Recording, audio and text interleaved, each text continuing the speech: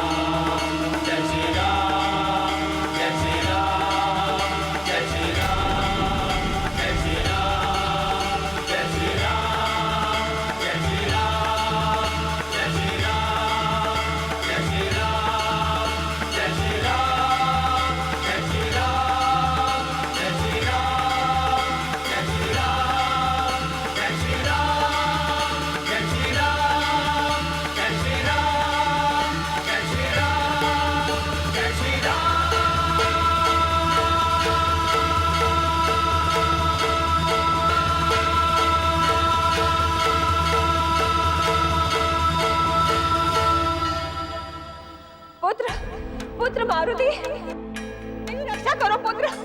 पुत्र, मुझे बहुत कष्ट हो रहा है, मुझे यहाँ से निकालो, मेरे पास आओ पुत्र।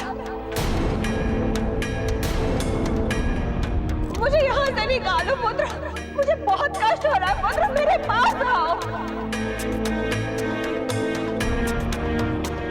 माँ, आप यहाँ कैसे आ गई? किसने अवस्था की है आपकी?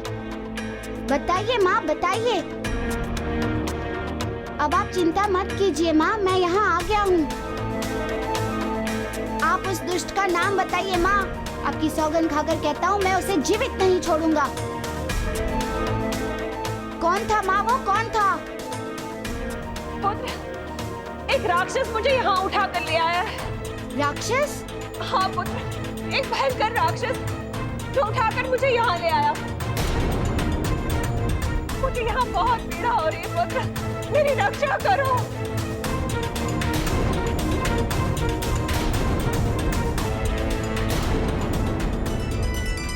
जय श्री राम। जय हनुमान ज्ञान गुण सागर, जय कपीस तिहुँ लोक उजागर, रामदूत अतुलित बलधामा, अंजनी पुत्र पवन सुत नामा, महावीर विक्रम बजरंगी, कुमति निवार सुमति के संगी, कंचन वरण विराज सुबेसा, कानन कुंडल कुंचित केसा, हाथ वज्र और ध्वजा विराजे, कांधे मूंज जनेऊ साजे, शंकर सुवन केसरी नंदन, तेज प्रताप महाजगवंदन, विद्यावान गुणी अति चातुर, राम काज करिबे को आतुर, प्रभु चरित्र सुनिबे को रसिया, राम लखन सीता मन बसिया, सूक्ष्म रूप धरि सिए दिखावा, विकट रूप धरि लंक जरावा, भीम रूप। तो ये मेरी माँ नहीं बल्कि मारीच की रची हुई एक माया है। रघुवीर हर्षि उर लाए, रघुपति कीन्ही बहुत बड़ाई, तुम मम प्रिय भरत सम भाई, सहस बदन तुम रोजस गावे, अस कहि श्रीपति कंठ लगावे, सनकादिक ब्रह्मादि मुनीसा, नारद सारद सहित अहिसा, जब कुबेर दिगपाल जहाते, कोविद कहि सके कहाते, तुम उपकार सुग्रीव ही कीना, राम मिलाए राजपद दीना, तुमरो मंत्र विभीषण माना, लंकेश्वर भय सब जग जाना, युग सहस्त्र योजन पर भानु, लील्यो ताहि मधुर फल जानु, मुद्रिका मेली मुख माहि, कर दिलांगी गए अग्रज नाहि, दुर्गम काज जगत के जेते, सुगम अनुग्रह तुमरे ते।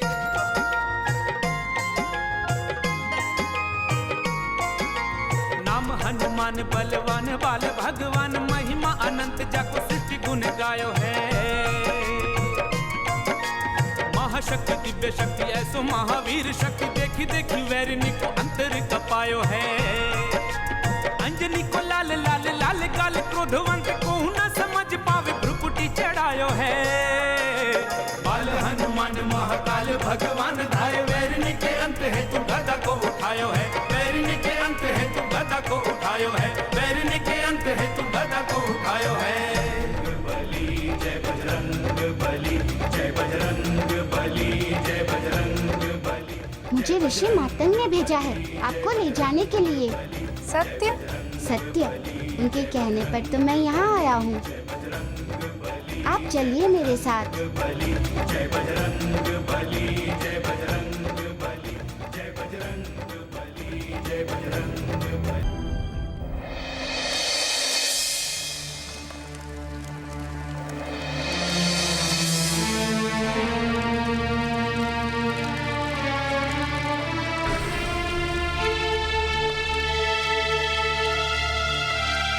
जय बजरंग बली, जय बजरंग बली, जय बजरंग बली, जय बजरंग बली, जय बजरंग बली, जय बजरंग बली, जय बजरंग बली, जय बजरंग बली, जय बजरंग बली, जय बजरंग बली,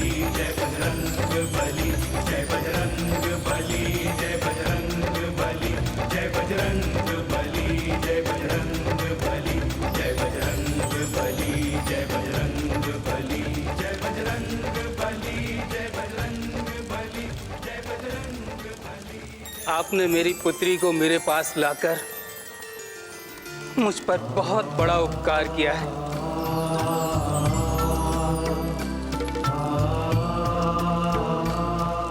आपका शीघ्र चलना आवश्यक है। ठीक है, चलता हूँ।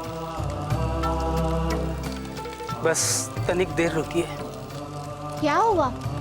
मैं अपने तपोबल की सारी शक्ति शबरी में स्थानांतरित कर देना चाहता हूँ,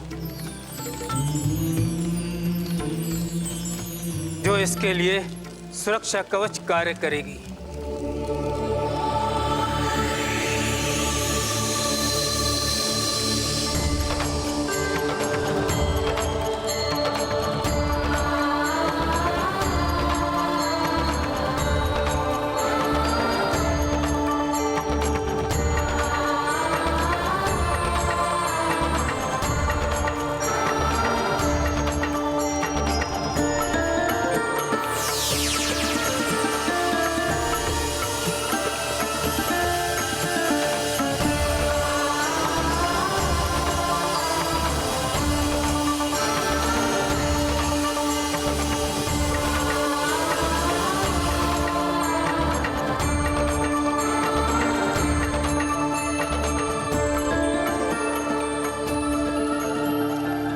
अब मेरा पूरा तपोबल शबरी में समाहित हो गया है।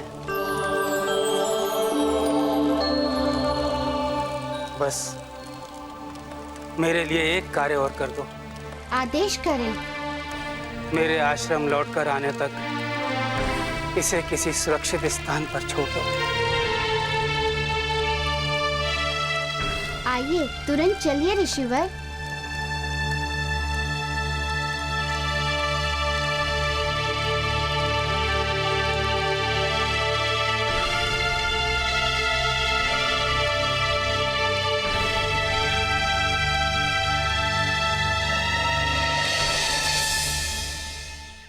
ऋषिवर, आपने तो बहुत सारे ऋषियों के साथ नवीन अनुसंधान किए हैं।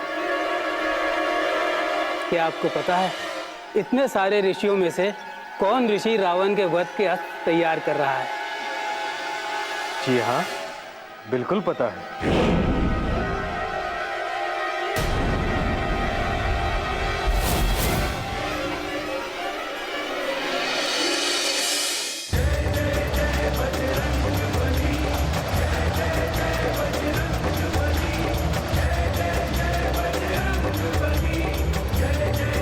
बजरंग बली, जय जय जय बजरंग बली, जय जय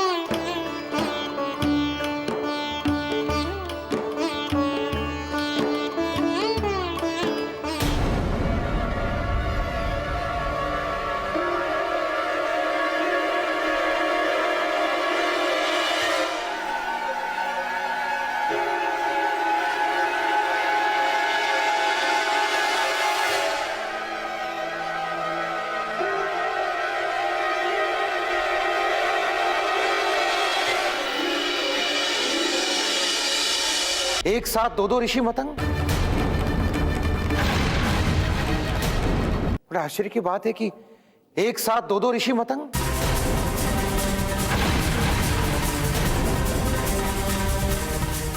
ऐसा हो कैसे सकता है? हो सकता है गुरु विश्वामित्र।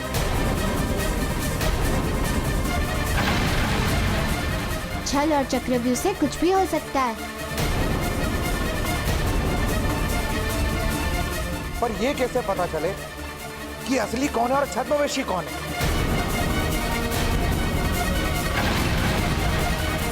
जो आपके पास पहले से उपस्थित है छलमय ऋषि।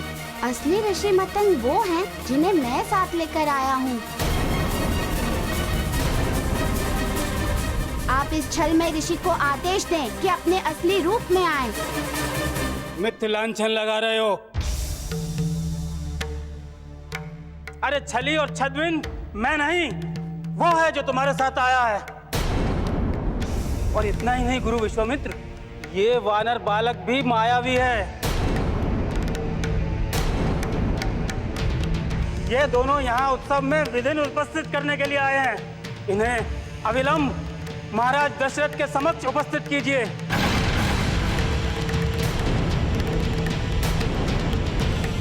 ताकि वे इन्हें इनके दुर्विचार का उचित दंड दें। आप उचित कह रहे हैं ऋषिवर। मैं अभी इसकी व्यवस्था करता हूं।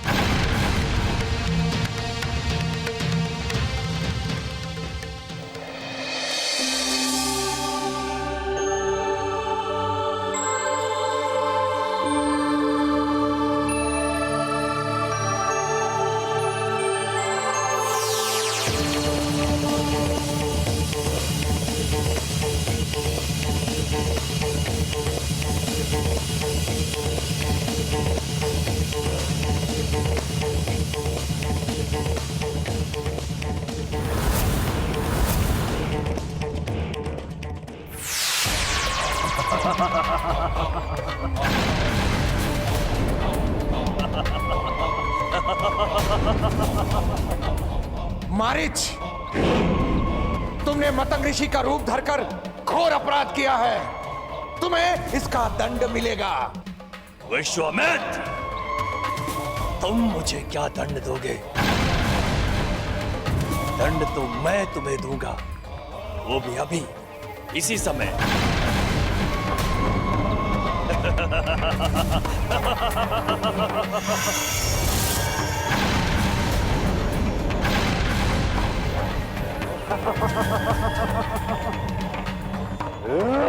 नीच मारीच!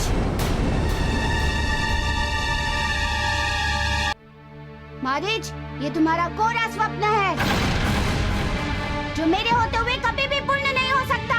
वानर बालक! दुष्ट! रुको हनुमान, इसे जाने दो। क्यों रोका आपने गुरुदेव? क्योंकि इसकी मृत्यु किसी और के हाथों नियत है,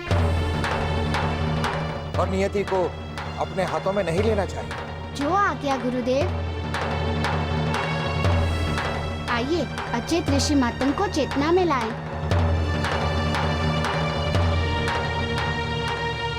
ऋषि मतंग चेतना में आइए। उठिए ऋषि मतंग, उठिए। ऋषिवर, उठिए ऋषिवर। उठिए ऋषिवर, उठिए ऋषि मतंग, उठिए। चेतना में आइए ऋषिवर।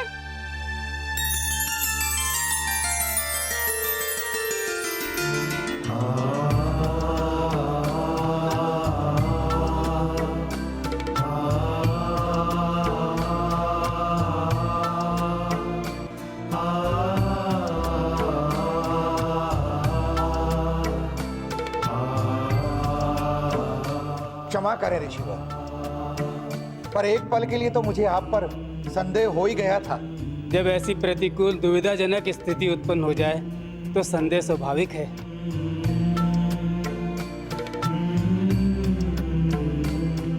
किंतु वो दुष्ट पापी मारीच कहाँ गया? वो भाग गया ऋषिवर। पर ऋषिवर, एक बात समझ में नहीं आई। क्या गुरु विश्वामित्र?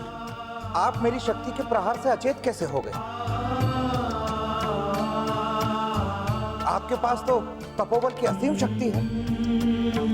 इसका कारण ये है कि मैं अपने तपोबल की सारी शक्तियां अपनी दत्तक पुत्री शबरी को दे आया हूं उसकी सुरक्षा के लिए। और यही कारण है कि मैं आपका प्रहार सहन नहीं कर सका, किंतु इस बात की प्रसन्नता है आप लोगों के प्रयास से इस राज्य से मारीच का संकट टल गया है।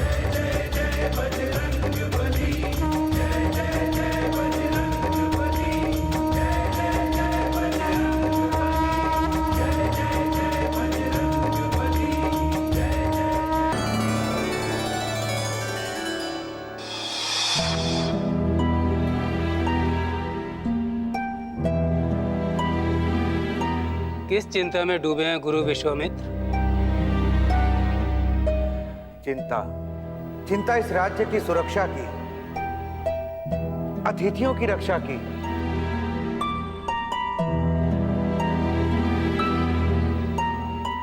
और रामनवमी का उत्सव निर्विघ्न रूप से समाप्त हो जाए, इस बात की चिंता है ऋषिवर। क्योंकि असुर अपना प्रकोप और उत्पात करने से पीछे नहीं हटेंगे। ऋषि विश्वामित्र, आप सुरक्षा को लेकर तनिक भी चिंतित ना हो। मैं आपको वचन देता हूँ कि मेरे होते हुए प्रभु श्री राम के राज और काज दोनों में किसी भी प्रकार का कोई भी विघ्न उपस्थित नहीं होगा। मेरे प्राण भले भी चले जाए, किंतु सब सुरक्षित और व्यवस्थित ही होगा।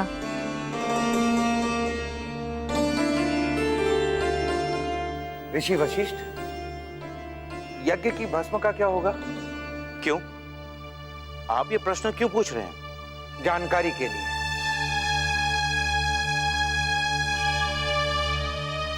भस्म को किसी पात्र में एकत्र करना होगा ताकि उसकी पवित्रता बनी रहे तथा कुटी के निकट ही रखना होगा।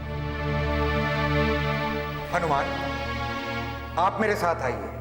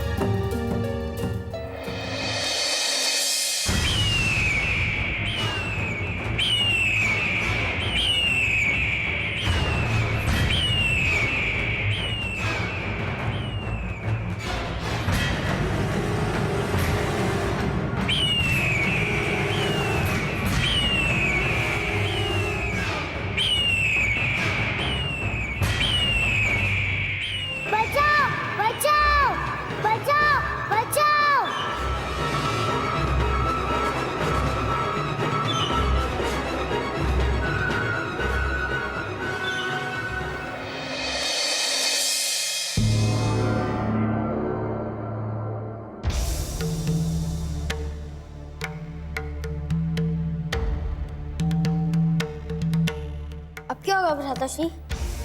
वो तो मैं भी सोच रहा हूँ लक्ष्मण।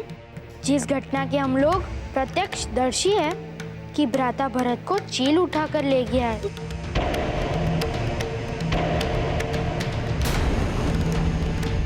उसे हम लोगों को छोड़ किसी ने नहीं देखा।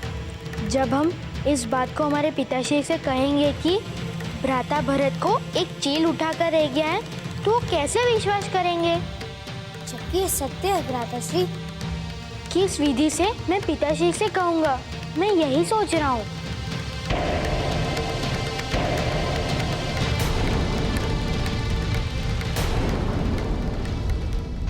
राम, इतने स्वार्थी हो गए हो कि तुमने अपने लघु भ्राता को एक राक्षस को ले जाने दिया। हाय हाय, मैं जानती थी कि इस राम के मन में भरत के प्रति कोई मोह, कोई माया, कोई पीड़ा नहीं है। वो महारानी केकई है जो हर पल इस राम के पीछे अपने प्राण देती रहती है।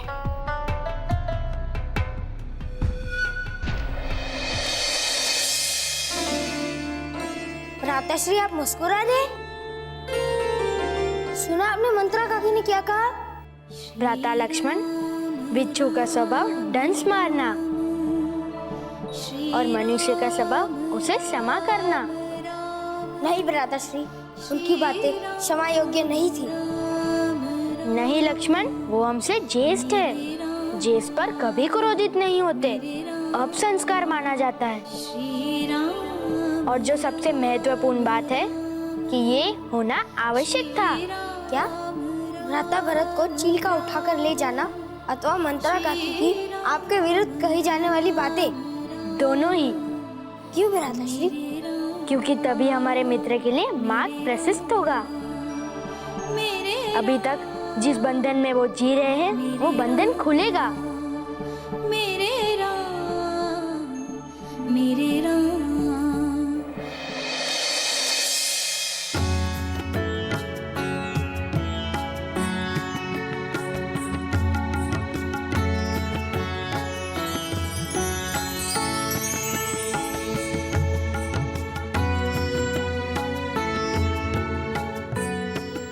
ये यज्ञ के भस्म है, किंतु इस यज्ञ के भस्म से आपका कौन सा प्रयोजन हल होगा ऋषिवर?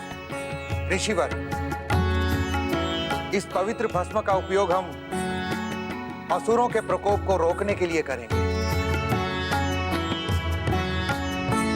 जब भी हम ये किसी यज्ञ में मंत्र के द्वारा आहुति देते हैं, उस आहुति से भस्म उत्पन्न होती है।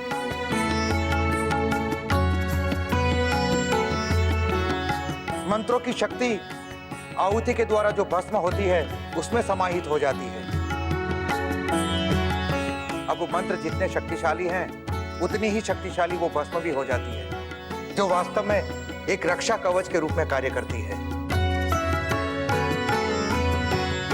समझ गया मैं ऋषिवर।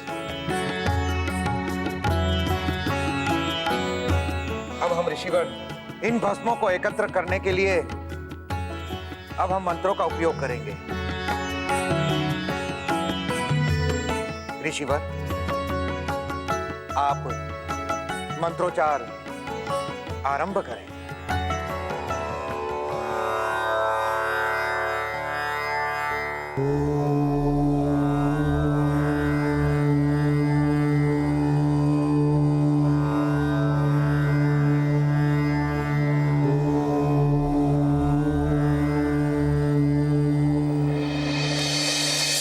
जानती थी यही होगा एक, और स्नेह करो राम से, अपनी छाती से लगाए रही है दिन रात। चला गया ना अपना पुत्र आपके हाथ से। ये सब हुआ उस राम के कारण। वो जब वहां था तो क्या उसकी रक्षा नहीं कर सकता था? भरत से बड़ा है कि नहीं वो? राम अभी बालक ही है, वो इतना बड़ा नहीं हुआ है कि एक विशालकाय पक्षी से लड़ सके। तो अच्छा हुआ जो मेरा राम बच गया। हाय हाय, कैसी माँ है आप! अपने कोख से जन्मे बच्चे पर तनी भी दया नहीं, तनी भी मोह नहीं है आपको उससे। ऐसी पाषाण हृदय भला कोई माँ होती है क्या? ऐसी बात नहीं है। जितना प्रिय मुझे मेरा राम है, उतना ही भरत से भी है। वो दोनों ही मेरे प्राण के आधार हैं। प्राण का आधार केवल भरत है, भरत, जिसे चील उठाकर ले गया है। शेष कोई भी प्राण का आधार नहीं है महारानी। प्राण का आधार केवल अपना रक्त होता है, अपना अंश। एक नारी जिसे अपने गर्भ में 9 माह पाल कर कष्ट सहकर जिसे जन्म देती है। मैं कहाँ कह रही हूँ कि भरत मेरा प्रिय नहीं, लेकिन आप तो अपना ही राग अलापे जा रही हैं। भरत भी मेरा प्रिय है, किंतु राम बहुत अधिक प्रिय है। प्रिय है तो मेरी बात सुनिए। जो चील था, जो मेरे भरत को उठाकर ले गया है, वो वही विचित्र जीव है। रूप बदलता रहता है, वो जहां कहीं भी दिख जाए उसके मृत्यु दंड की घोषणा करवाइए महाराज से कहकर। रानी, ये हम क्या सुन रहे हैं? अभी अभी सैनिकों ने हमें बताया कि मंत्रा कुछ निरर्थक बातें कर रही थी, जिसे अनर्गल प्रलाप की संख्या दी जा सकती है। अब ऐसी बातें क्यों कर रही है? क्या कष्ट है तुम्हें? हमसे कहो।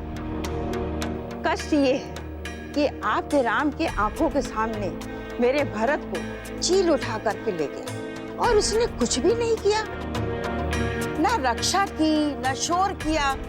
किंतु मंत्रा, राम भी तो अभी बालक है, संभव है कि वो उस चील से डर गया होगा। ठीक है, मान लेती हूँ कि राम बालक है, पर हम लोग तो बालक नहीं है ना।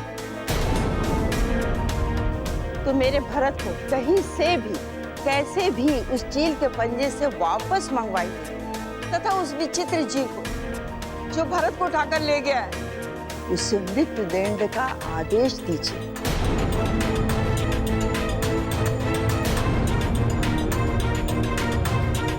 यदि आप ऐसा नहीं करें तो मैं अनशन करूंगी। जब तक मेरा भरत नहीं आ जाएगा तब तक मैं अन्न जल ग्रहण नहीं करूंगी महाराज।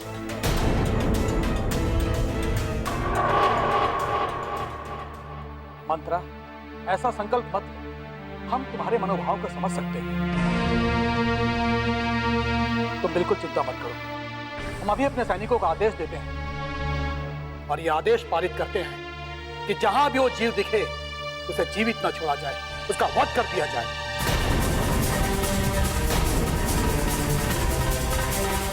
किंतु किसी के वध का आदेश, वो भी मेरे राम के जन्मोत्सव के अवसर पर? नहीं नहीं, ऐसा नहीं होना चाहिए। यह तो अशुभ कार्य है। चलिए महाराज, चलिए। चलकर सैनिकों को वध का आदेश दीजिए महाराज। हाँ चलिए।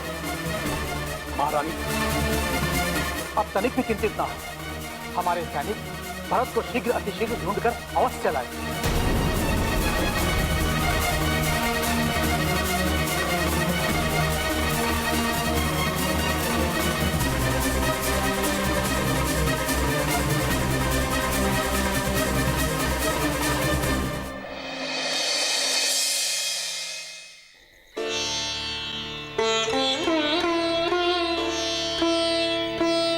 हनुमान। जी गुरुदेव। अब आप इसे ले जाकर राज्य की चारों दिशाओं की सीमाओं पर एक रेखा बना दीजिए।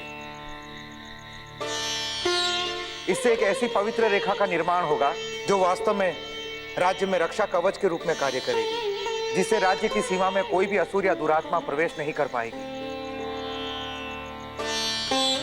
राज्य सुरक्षित और निर्भय भी रहेगा। जी ऋषिवर।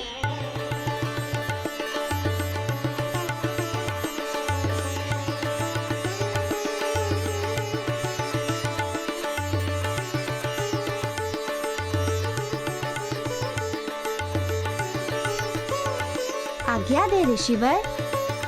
विजयी भव। जय बजरंग बली, जय बजरंग बली, जय बजरंग बली, जय बजरंग बली, जय बजरंग बली, जय बजरंग बली, जय बजरंग बली, जय बजरंग बली, जय बजरंग बली, जय। सुमन जी, ये बात केवल आपके और हमारे बीच में रहनी चाहिए, एकदम गुप्त। किसी भी राज्य के राजा को ये बात पता नहीं चलनी चाहिए कि राजा दशरथ के महल से उनके पुत्र को एक दैत्य ने उठाकर ले जाने की धृष्टता की है। अगर उन लोगों को इस बात की भनक भी लग गई तो उनमें असुरक्षा की भावना उत्पन्न हो जाएगी, जो कदाचित उचित नहीं है। आप निश्चिंत रहे महाराज, किसी को कानो कान भनक भी नहीं लगेगी। हमें आपसे यही अपेक्षा थी। अब आप शीघ्र सैन्य बल को लेकर राज्य की सीमा पर जाइए और हमारे पुत्र भरत का पता लगाइए। जी महाराज। और उस जीव की भी तो हत्या करनी है जो हमारे आंखों के तारे को उठा करके ले गया है। ये बात भी कह दीजिए ना इनसे। अन्यथा आप क्या चाहते हैं? इस शुभ कार्य के गृह में क्या मैं अनशन करूं? हाँ सुमन जी, अपने सैनिकों को यह भी कह दीजिए कि यदि दैत्य राज्य की सीमा से बाहर दिखे तो उसे अविलंब मार गिराया जाए, और यदि वो दैत्य राज्य की सीमा के अंदर दिखे तो उसे बंदी बनाकर हमारे सामने प्रस्तुत किया जाए। जैसी आज्ञा महाराज। मंत्रा, अब आप जाएं और विश्राम करें।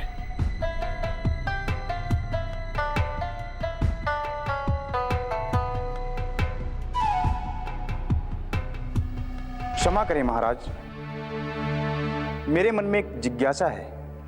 कहिए। क्या आपको भी लगता है कि भरत जैसे शूरवीर को कोई उठाकर ले जा सकता है? देखिए सुमन जी, इस बात पर टिप्पणी हम पुत्र राम से मिलने के बाद ही दे सकते हैं।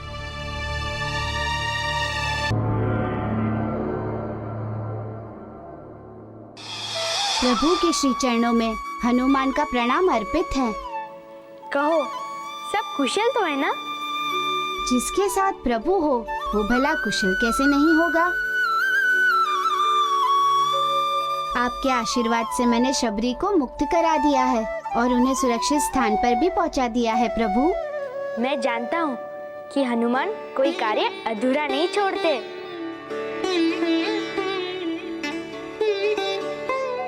किंतु अभी तुम्हारा कार्य समाप्त नहीं हुआ है। तुम्हें भरत की खोज करनी है। उसे कोई पक्षी उठा कर ले गया है। क्या? कोई पक्षी उठा कर लेकर गया है?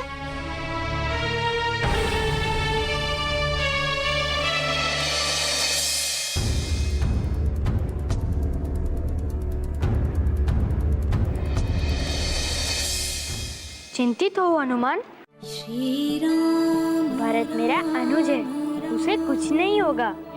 श्री राम ये सब तो मात्र एक लीला है। इस बार मैं उस निराधम का अंत कर दूंगा प्रभु। इस बार मेरे हाथों वो नीच मारी जीवित नहीं बचेगा। नहीं मित्र, आवेश में मत आओ। इसका अंत तो नियत है, श्री राम सुनिश्चित है, किंतु अभी वो समय आया नहीं है, श्री राम क्योंकि उसका अंत मेरे हाथों होना है। तब तो वो सदगति पाएगा वो दुष्ट असुर। किंतु तब तक, जब तक उसका अंत नहीं हो जाता, वो पुनः आक्रमण करेगा, जिसका सामना करने के लिए तुम्हें तैयार रहना होगा। बस आप केवल आदेश करें प्रभु। समय आने पर तुम्हें अवश्य आदेश दे दूंगा। तब तक मैं ऋषिवर की इस भस्म को राज्य की सीमा पर डाल आऊं। उन्होंने कहा है कि इससे राज्य बुरी शक्ति से सुरक्षित रहेगा। ठीक है, जाओ। रुको मित्र। जी प्रभु। मित्र, अभी तुम बाहर ना जाओ। स्थिति शांत होने तक तुम माता कैकेयी के कक्ष में ही रहो। जैसी प्रभु की इच्छा। श्री राम राम राम श्री राम राम राम श्री राम राम राम मेरे राम मेरे राम। पुत्र राम, प्रणाम पिताश्री। कल्याण हो पुत्र। विराजिए पिताश्री।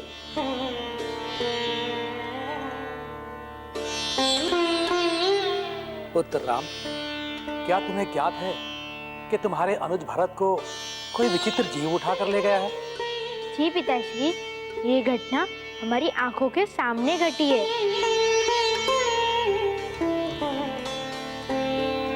किंतु पुत्र, फिर भी तुमने हमें नहीं बताया और ना ही अपने अनुज को बचाने के लिए शोर ही मचाया। पुत्र, मथुरा तो कह रही थी कि तुम अपने आप में ही मगन थे। पिताश्री, ऐसी बात नहीं है। तो फिर क्या बात है पुत्र? किस कारण तुम मुख बने रहे? मैं इसलिए मौन रहा पिताश्री, क्योंकि मैं अपने अनुज भरत की शक्ति जानता हूँ। वो किसी भी बड़े से बड़े जीव का वध कर सकते हैं, और यदि वो ऐसा कर देता, इस राज्य के ऊपर जिस जीव का आतंक फैला है, उस आतंक का अंत हो जाएगा, भय समाप्त हो जाएगा पिताश्री।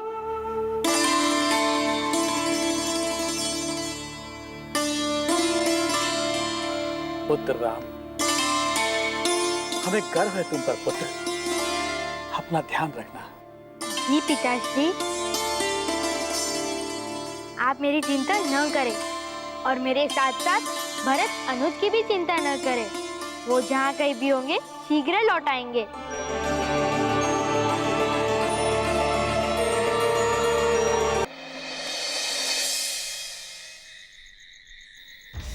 ऋषिवर, मुझे कुछ समय के लिए आपके परम शिष्य राम की आवश्यकता होगी। कोई विशेष कारण ऋषिवर? विशेष ही नहीं, अति विशिष्ट कारण है। कहिए।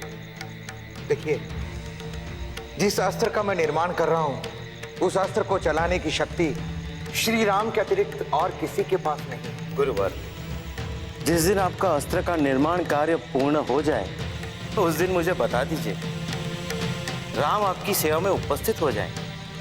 ऋषिवर, ये कहकर आपने मेरे मन का बोझ हल्का कर दिया। अब आज्ञा दीजिए। जी।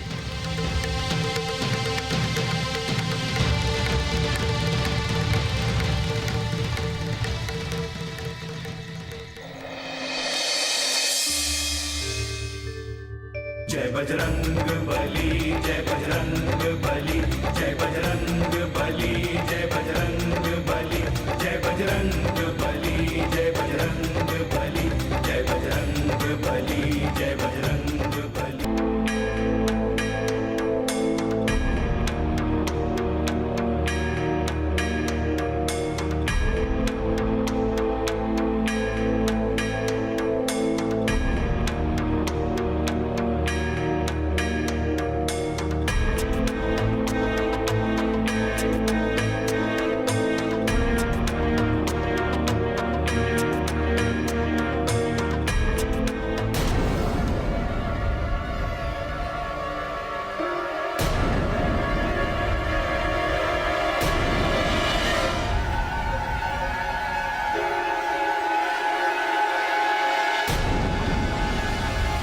के वध का अस्त्र बन गया? क्या अभी बनना शेष है? मेरे प्रश्न का उत्तर दो ऋषि। भरत, तुम? मुझे मेरे प्रश्न का उत्तर चाहिए। अस्त्र निर्माण का कार्य कहाँ तक पहुँचा है? ये मैं तुम्हें नहीं बता सकता। हमारे राज में आकर हमारे आंख में जीने वाले हमें ही उत्तर नहीं देगा। बताओ वस्त्र कहाँ है और किस स्थिति में है, अन्यथा मैं तुम्हारा वध कर दूंगा ऋषि। वध मेरा? मैं मरने को तैयार हूँ, किंतु बताने को नहीं। किंतु ये भी नहीं बता सकता कि शस्त्र का निर्माण किस चरण तक पहुंचा है।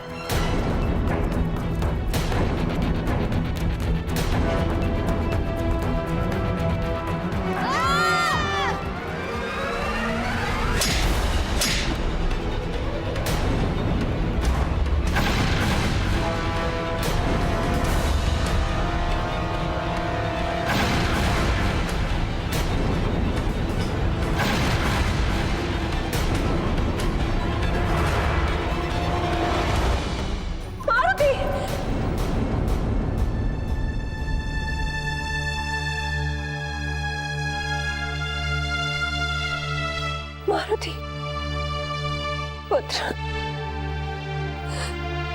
मेरा पुत्र मारुति किसी भारी संकट में है।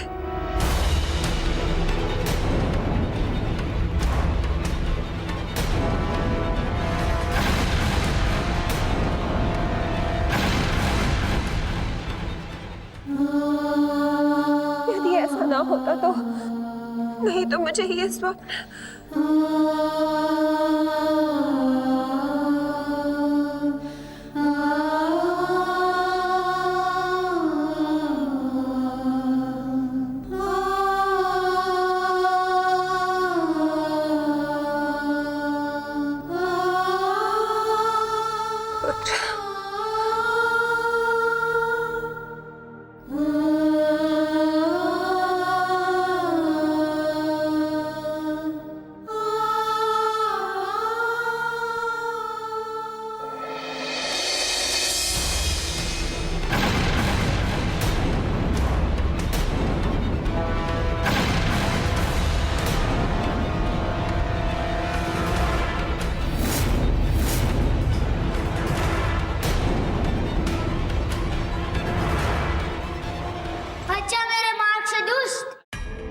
अन्यथा इस ऋषि के साथ साथ तुम्हारा भी अंत कर दूंगा। मुझे मेरे अपने जीवन से प्यारा ऋषिवर का जीवन है। मेरे होते हुए आप इनका अहित नहीं कर सकते।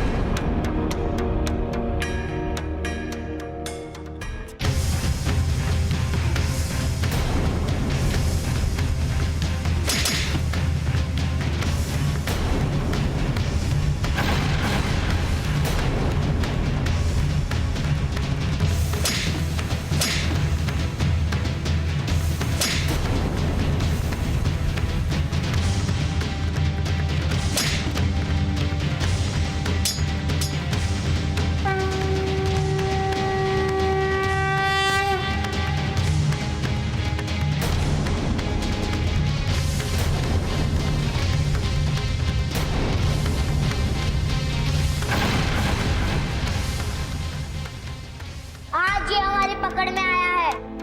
मैं तुम्हें जीवित नहीं छोड़ूंगा जीव। तुमने कब से लोगों को भय में जीने को विवश कर रखा है, अब नहीं। तुम्हारा खेल समाप्त हो गया।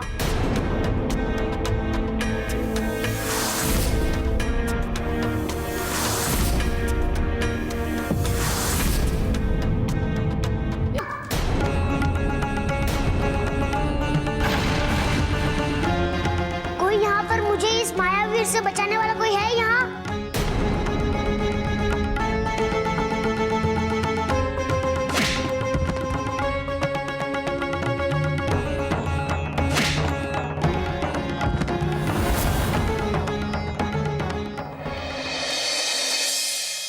ऋषिवर,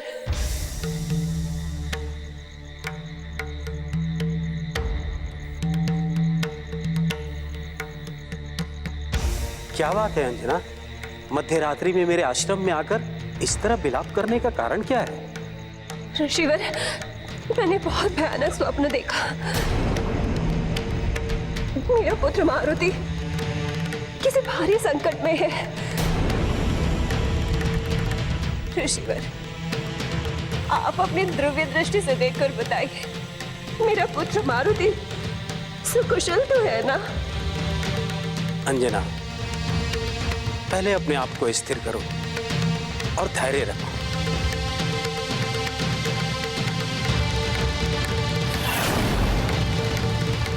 अंजना तो ऋषि दुर्वासा के पास पहुंच गई है अपने पुत्र मारुति के विषय में जानने के लिए। मुझे मना करना होगा ऋषि दुर्वासा को।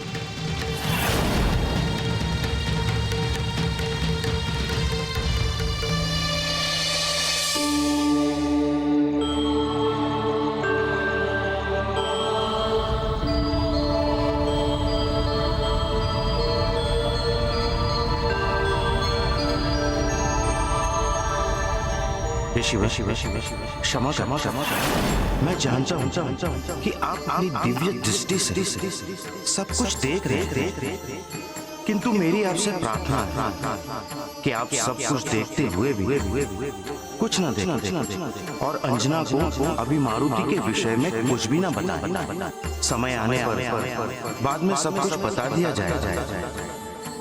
जैसा आपका विचार।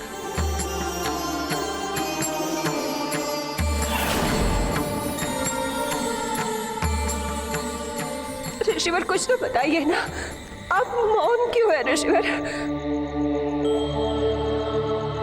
आप इतने मौन क्यों है?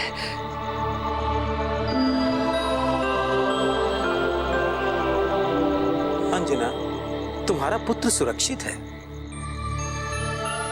तुम सदैव उसे अपने ध्यान में रखती हो, इसीलिए तुमने ऐसा स्वप्न देखा है। और स्वप्न की लता सत्य के धरातल पर नहीं उगती। स्वप्न मनुष्य के चिंतन का भटकाव है, इसके अतिरिक्त और कुछ भी नहीं। किंतु ऋषिवर, मेरा मन इतना अशांत क्यों है ऋषिवर? इससे पहले जब आपने कथा सुनाई थी तो मेरा मन शांत हुआ था।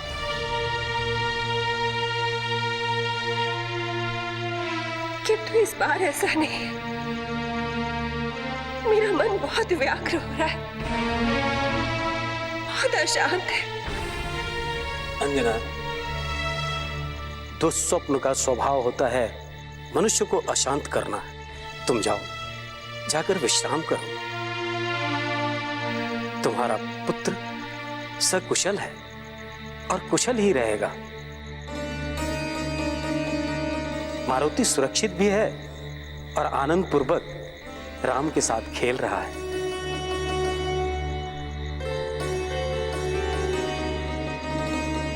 मुझे आज्ञा दीजिए ऋषिवर, मैं संतुष्ट नहीं हूं आपकी बात से, असंतुष्ट होकर जा रही हूं।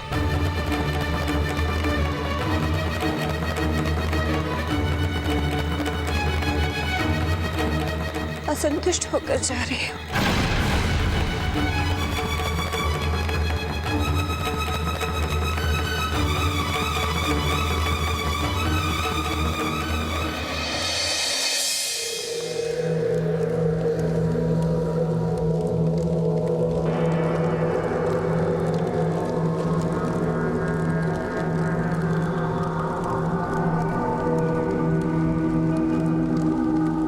असुराज, आप तो अंदर हैं, फिर बाहर कैसे आए? मूर्ख हो तुम, मूर्ख। मत भूलो कि मैं एक मायावी मारिच हूँ, जो चाहूँ वो रूप धारण कर सकता हूँ, जहाँ चाहूँ वहाँ जा सकता हूँ। बेचारा वो वानर, अवध राज्य में उसकी जो दुर्गति हो रही होगी, उसे मैं देखता हूँ तो मुझे बहुत आनंद आता है। लोग उसके पीछे पड़े होंगे और वो अपने प्राण बचाकर भाग रहा होगा। ये कैसे हुआ महाराज? मारिच की माया से। अब मेरा कार्य बहुत सहज हो गया। और सुनो, आदेश महाराज। मैं आज बहुत प्रसन्न हूँ। मेरे लिए मांस और मदिरा का प्रबंध करो।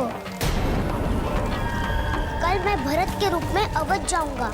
मैं उस ऋषि का अंत कर दूंगा और तब मैं अपने भांजे को ये शुभ समाचार दूंगा कि वो निर्भय होकर अपना राज्य फैलाए, निर्भर होकर।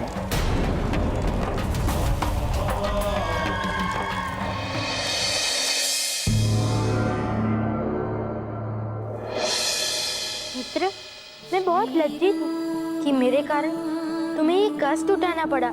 नहीं प्रभु, नहीं, मेरे लिए आप लज्जित ना होइए। आपके राज्य की सुरक्षा के लिए मुझे अपने प्राण भी देने पड़े तो मैं पीछे नहीं हटूंगा। ऐसा शुभ अवसर तो सौभाग्य से प्राप्त होता है प्रभु। प्रभु, आपकी भक्ति से मेरे सारे कष्ट, मेरी सारी पीड़ा क्षण भर में दूर हो जाती है। धन्य हो तुम हनुमान, और धन्य तुम्हारी अटूट आस्था।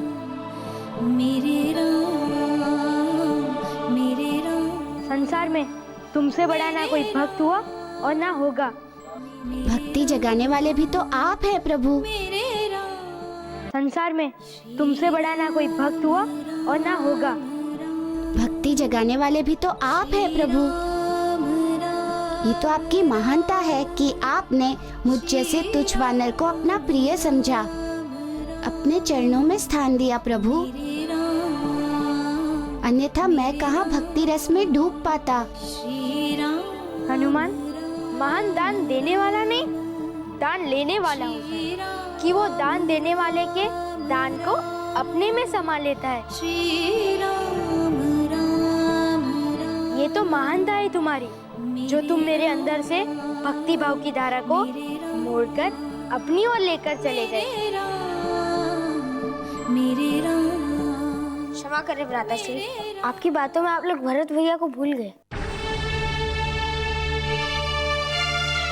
कि उन्हें कब लाने जाना है। इसी क्षण।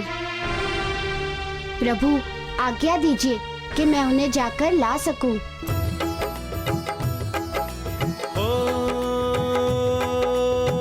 मंगल भवन अमंगल हारी, विजय भव।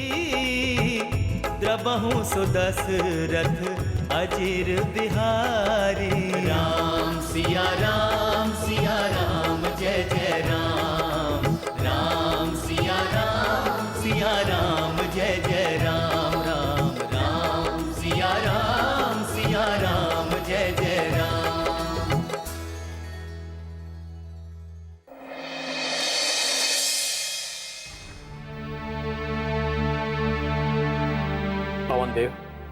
आप हमारी एक सहायता करेंगे? आज्ञा करिए महाराज, किस प्रकार की सहायता? पवनदेव, हम चाहते हैं कि आप उस विचित्र जीव को ढूंढकर हमारे सम्मुख प्रस्तुत कर दीजिए। और हम जानते हैं पवनदेव कि ये कार्य केवल आप ही कर सकते हैं।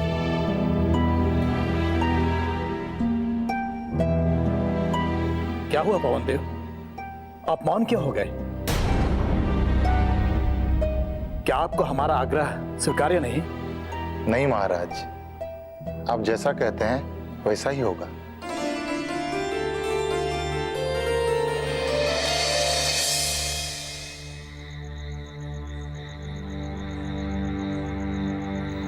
पवनदेव,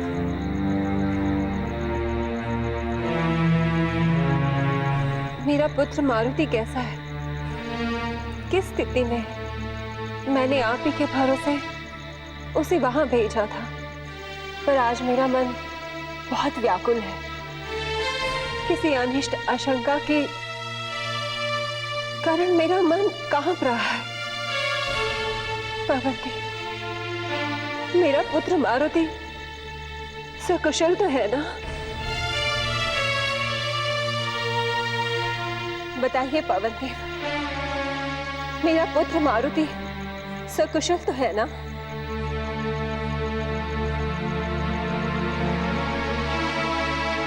आपका पुत्र मारुति मेरे साथ है, सुरक्षित है, सकुशल है। आप चिंता मत करें।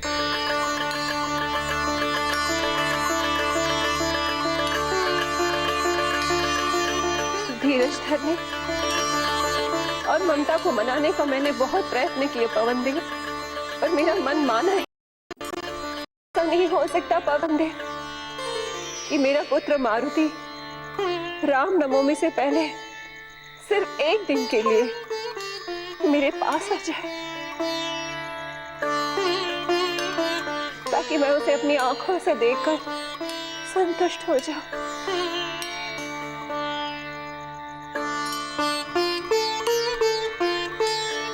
नहीं देवी अंजना, यह संभव नहीं है।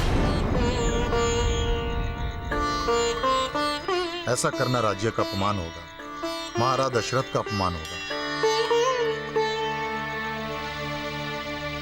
बस अब 2 दिनों की बात है, आप 2 दिन धैर्य रखें।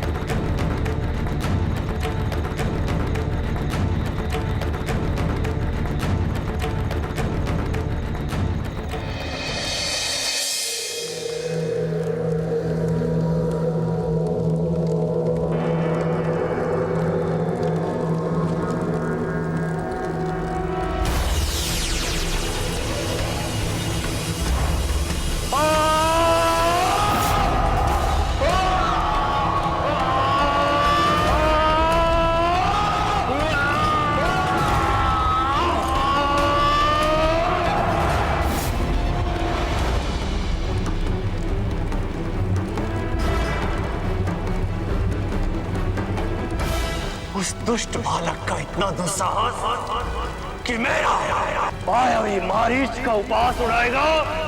मैं इसकी उद्दंडता का बदला अवश्य लूंगा। सर्वनाश कर दूंगा मैं, सर्वनाश।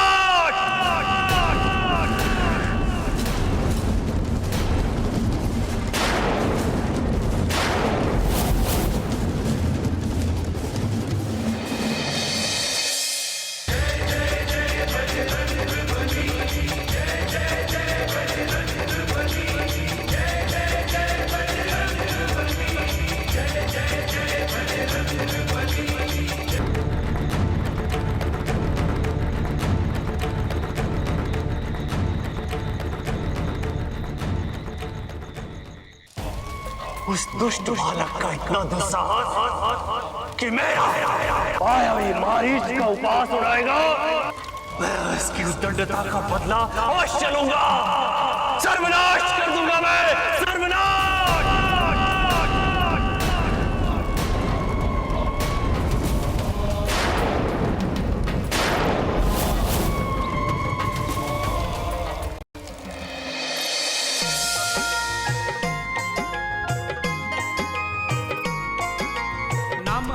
हनुमान बलवान बाल भगवान महिमा अनंत जाको सृष्टि गुण गायो है। महाशक्ति दिव्य शक्ति ऐसो महावीर शक्ति देखी देखी वैरिणी को अंतर कपायो है। अंजनी को लाल लाल लाल गाल क्रोधवंत को न समझ पावे भ्रुकुटी चढ़ायो है। बाल हनुमान महाकाल भगवान धाय वैरिणी के अंत है तू गदा को उठायो है। वैरिणी के अंत है तू गदा को उठायो है। वैरिणी के अंत है तू गदा को उठायो है।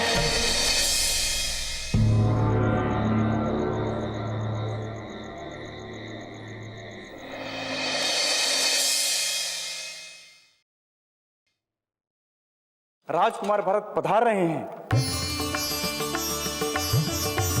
सुना तुमने महारानी के कही भरत वापस आ गया है।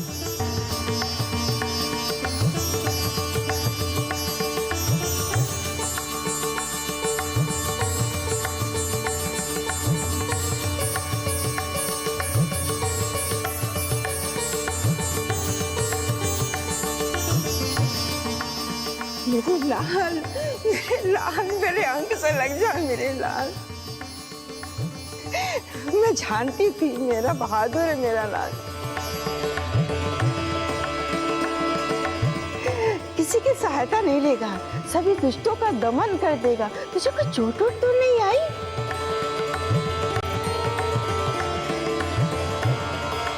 जो बात स्वयं माता को बोलनी चाहिए थी वो मैं पूछ रही हूँ तुमसे। तो ठीक तो है ना मेरे लाल? तो ठीक तो है ना मेरे लाल? मैं बिल्कुल ठीक हूँ। पुत्र,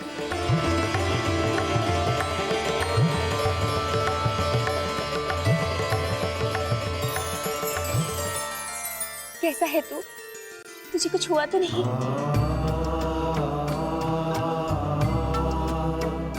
और ये बता कि हुआ क्या था? क्या हुआ था पुत्र? आपका पुत्र है महारानी, आप उसे पराये जैसा बात मत कीजिए। उसे अंकवार कीजिए, उसे गले से लगाइए, उसका चुम्बन लीजिए, उस पे मुद्राएं मारिए, आरती उतारिए, तभी तो उसको लगेगा कि वो अपनी माता के पास आया है। पुत्र भरत,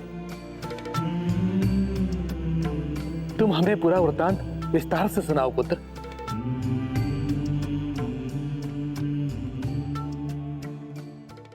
मैं छत पर था पिताश्री, तभी वो मुझ पे झपटा।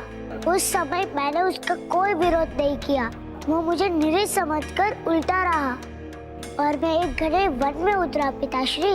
जब वो वहाँ उतरा उसी समय मेरे मस्तिष्क में एक विचार आया कि यही उचित अवसर है इसकी हत्या करने का।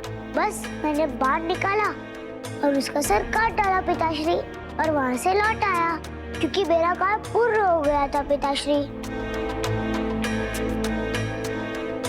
और राज भी सुरक्षित हो गया था। वाह पुत्र वाह, तुमने आज सूर्यकुल वंश का नाम उज्जवल कर दिया पुत्र। इसकी वीरता देखते हुए भरत नवमी तो मनानी ही चाहिए महाराज।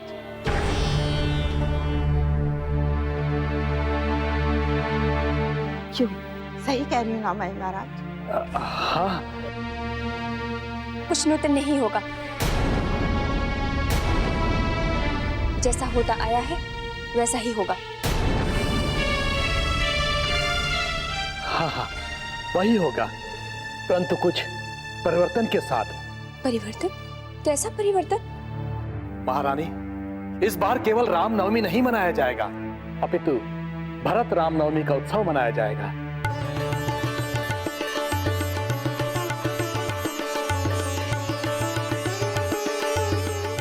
अब पुत्र भरत, अब जाओ, जाकर विश्राम करो।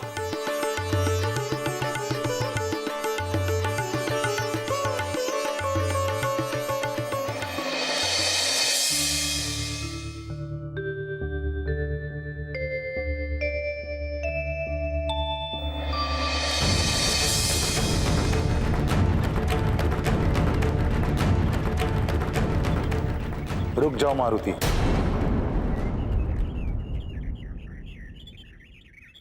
पवन देव, आप और यहाँ सीमा पर? मुझे आना पड़ा मारुति। मेरी चिंता आपको खींच लाई ना? नहीं मारुति, मुझे तुम्हारी चिंता नहीं। महाराज की आज्ञा से मैं यहाँ पर आया हूँ। राजा की आज्ञा? किस प्रकार की आज्ञा? तुम्हें बंदी बनाने की आज्ञा।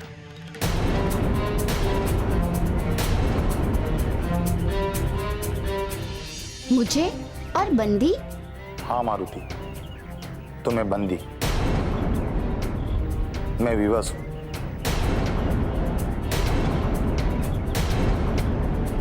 आप प्रसन्नता पूर्वक मुझे बंदी बनाइए पवनदेव। आप तनिक भी दुखी मत होइए। बस एक मेरा कार्य कर दीजिए। भरत को इनकी माता तक पहुंचा दीजिए।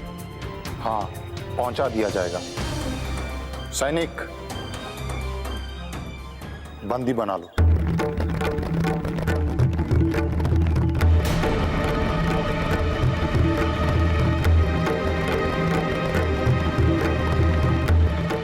इस दुष्ट को हमारे हवाले कर दीजिए। हाँ, ये अजीब हमें बहुत कष्ट दिया है, इसलिए इसका निर्णय महाराज नहीं जनता करेगी।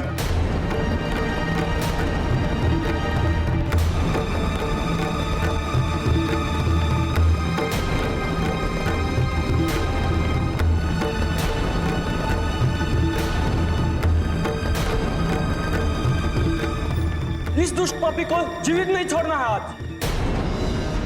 हाँ भाई, इसने हम सबका जीवन संकट में डाल दिया है। इसके भय और उत्पात के कारण हमारे महाराज की शांति भंग हुई है। वो भी तब जब हमारे राज्य में हमारे भावी राजा श्री राम का जन्मोत्सव है।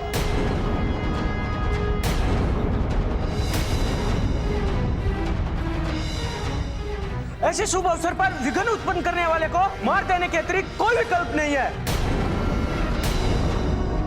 अब विलंब मत करो, इससे पहले कि ये मायावी कोई दूसरी माया रचे, इसे मार दो। हाँ, मार दो इसे। हाँ, मार दो इसे। हाँ, मार दो इसे। हाँ, इसे मार दो। रुक जाइए आप लोग। किसी भी जीव को मारना पाप है। किंतु इसकी हत्या से कोई पाप नहीं लगेगा श्री राम। इसने हम सबसे अधिक आप लोगों को कष्ट दिया है, महाराज को, आपको। और सबसे बड़ी बात तो ये है कि आपके भ्राताश्री भरत को उसने अपहरण कर लिया है।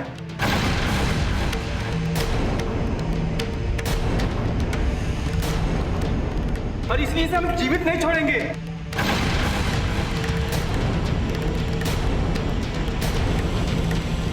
देखिए, आवेश में किया गया काम कभी फलदायी नहीं होता।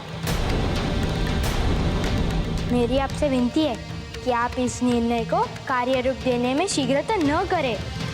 नहीं राजकुमार राम, हम आपकी बात से सहमत नहीं हैं।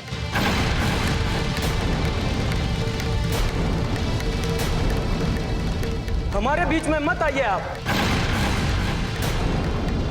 हमें अपना कार्य करने दीजिए। मेरी भ्राता श्री राम की बातों का जो उल्लंघन करेगा वो मेरे गांडीव का आहार बनेगा। मैं आप सबको एक क्षण में मृत्यु के घाट उतार दूंगा। इसलिए आप वही करें जो आपको कहा गया है। नहीं अनुज भरत, अपने विचारों को थोपना अनुचित है। भय के कारण मानी गई बात की आयु लंबी नहीं होती।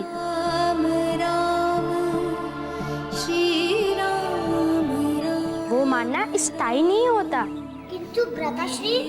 भरत अनुज, समझाने का तरीका क्रोध नहीं है। ऐसी भीड़ को समझाने का तरीका नीति है, न्याय का मार्ग है। यदि आप ऐसा ही चाहते हैं कि इस जीव को दंड दिया जाए तो अवश्य दिया जाए, किंतु दंड व्यवस्था के अनुसार दिया जाएगा। न्याय के विधान को आप अपने हाथ में न लें, ये अनुचित है। न्याय करने के लिए महाराज है। उन्हें इस जीव का न्याय करने दे। यदि आप ऐसा करने की अनुमति नहीं देंगे, मैं इस राज्य को अभी इसी क्षण छोड़ के चला जाऊंगा, क्योंकि मैं इस राज्य की प्रजा के द्वारा किसी भी प्रकार का अनुचित कार्य स्वभाव नहीं कर सकता। श्री राम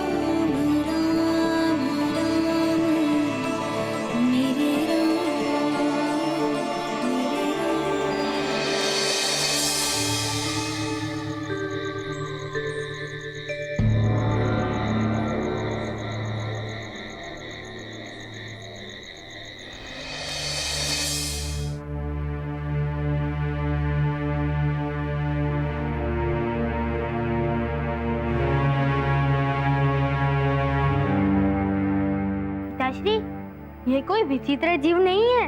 वो अंजन प्रदेश से आया है, हमारा मित्र है।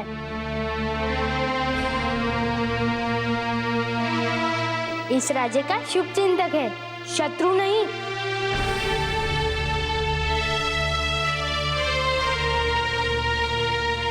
किंतु पुत्र, यदि ये बात थी तो ये बात हमसे गुप्त क्यों रखी गई? इसलिए क्योंकि ये राज्य के लिए एक नए रंग रूप का जीव था। यहाँ के लोगों ने कभी ऐसा जीव देखा ही नहीं था।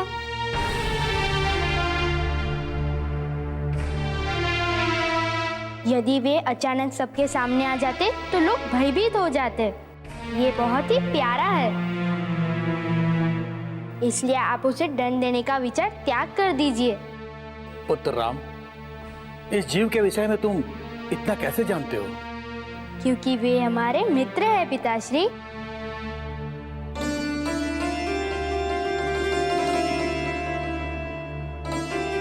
ठीक है पुत्र, हम इसे बचाने का पूरा प्रयास करेंगे।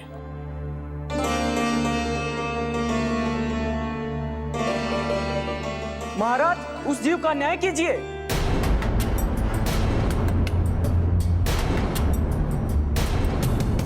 महाराज, इस जीव का न्याय कीजिए। हाँ हाँ महाराज, उसकी मृत्यु चाहते हैं। न्याय होगा।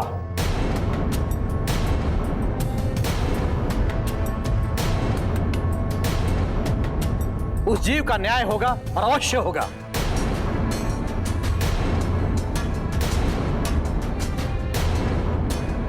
और आप लोग हमारे न्याय से निराश नहीं होंगे।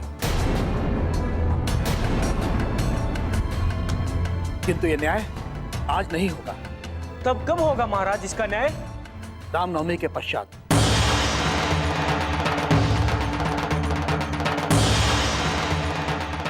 और हमारी प्रार्थना है कि तब तक आप लोग शांत रहें। क्यों महाराज, न्याय इतने दिनों बाद क्यों? क्योंकि अतिथियों के सम्मुख ऐसा करना उचित नहीं रहेगा।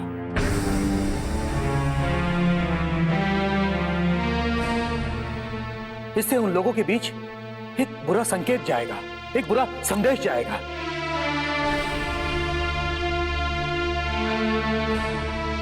और वो लोग भयभीत होकर रामनवमी के उत्सव में सम्मिलित होंगे। और आप लोग जानते हैं कि उत्सव का अर्थ होता है आनंद। इसीलिए हमने उस जीव का न्याय रामनवमी के पश्चात करने का निर्णय लिया है।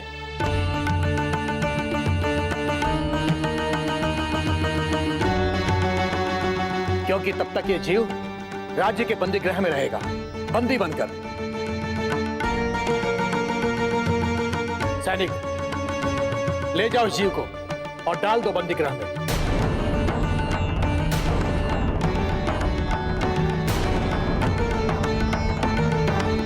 और अब आप लोग भी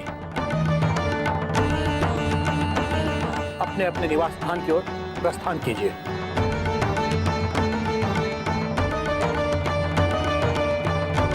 पुत्र राम, यदि ये जीव तुम्हारा मित्र है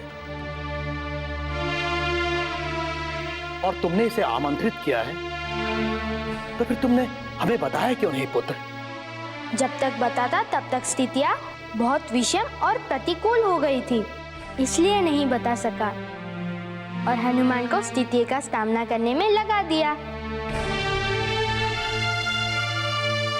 हाँ पिताश्री, मुझे भी हनुमान ने ही मारीच के बंधन से मुक्त कराया है। यदि ये ना होते तो मैं यहाँ पर सुरक्षित कदापि नहीं आता।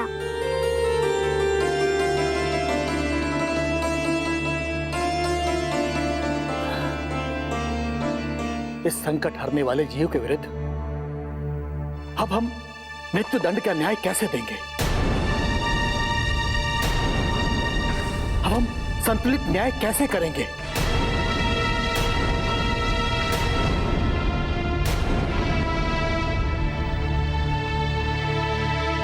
ये तो हमारे सम्मुख एक बहुत बड़ा धर्म संकट उत्पन्न हो गया है। आप चिंतित न हो पिताश्री, इस समस्या का हल इस उत्सव से पहले हो जाएगा। किंतु आपको एक वचन देना होगा। कैसा वचन पुत्र? कल मैं आपसे कुछ मांगूंगा जो आपको देना होगा।